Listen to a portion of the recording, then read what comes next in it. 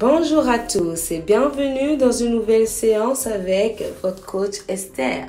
J'espère que votre journée a bien débuté.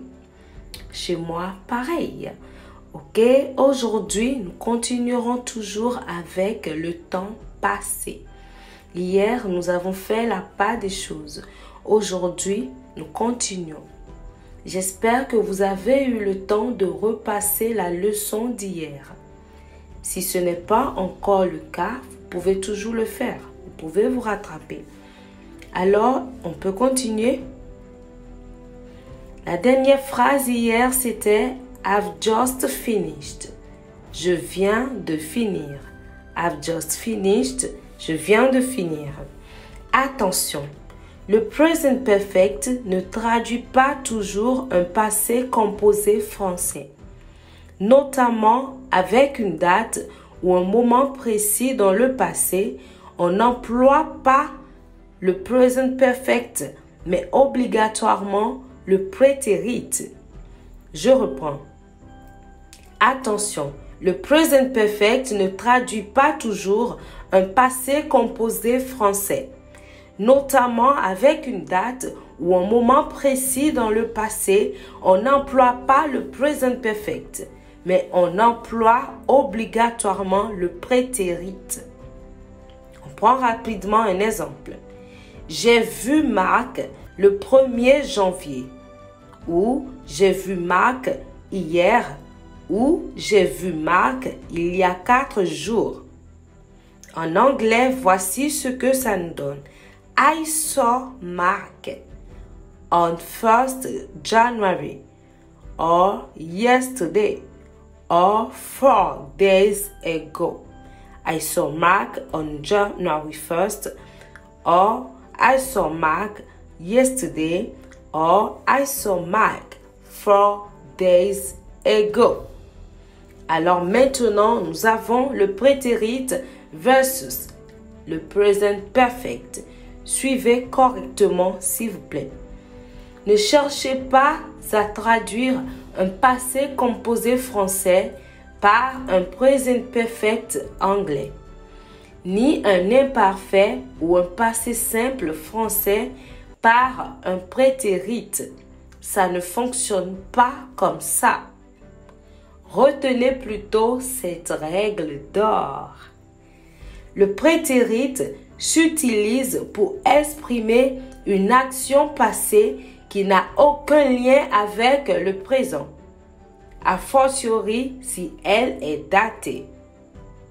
Le prétérit s'utilise pour exprimer une action passée qui n'a aucun lien avec le présent, a fortiori si elle est datée. Contrairement au prétérit, l'action exprimée au present perfect est en rapport avec le présent. C'est le temps du bilan de l'expérience. C'est le temps du bilan ou de l'expérience. Exemple, pour le prétérit. I did my homework at school this afternoon. I did my homework at school this afternoon. Qui veut dire en français, j'ai fait mes devoirs à l'école cet après-midi. J'ai fait mes devoirs à l'école cet après-midi. C'est une action passée, datée et terminée. On met l'accent sur la manière dont s'est déroulée l'action dans le passé. J'ai fait mes devoirs à l'école cet après-midi. On met l'accent sur la manière dont s'est déroulée l'action dans le passé. Ça, c'était le cas du prétérit. Maintenant, voyons le cas du present perfect. Au present perfect, on dira I have done my homework. I have done my homework. Qui veut dire en français, j'ai fait mes devoirs. J'ai fait mes devoirs. C'est une action qui s'est certes déroulée dans le passé, mais qui a des conséquences sur le présent. On fait un bilan. On met l'accent sur la relation de conséquences de cette action passée sur le présent. On met l'accent sur la relation de conséquence de cette action passée sur le présent. Les devoirs ne sont plus à faire. On est d'accord. Les devoirs dans ce cas ne sont plus à faire. Alors, notez bien. Remarquez comme le prétérit et le present perfect sont tous les deux traduits sans distinction par un passé composé en français, alors que pour l'anglais, cette différence est primordiale.